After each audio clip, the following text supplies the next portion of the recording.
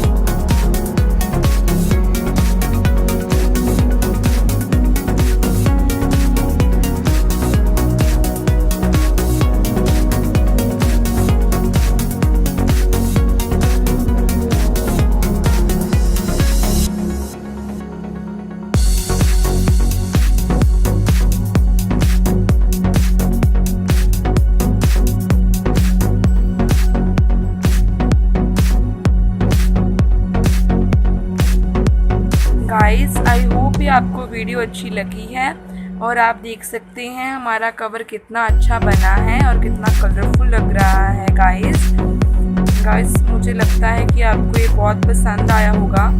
और ये देख सकते हैं अनिल कुमार लिखा है। अनिल कुमार जो कि है वो मेरे सर हैं, उनकी डायरी मैंने ये बनाई हुई है।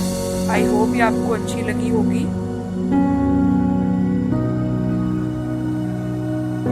अगर ये आपको अच्छी लगी तो प्लीज़ इस वीडियो को लाइक कीजिएगा, मेरे चैनल को सब्सक्राइब कीजिएगा, साथ वाला बेल आइकन भी दबा दीजिएगा मेरी नई वीडियोस के लिए।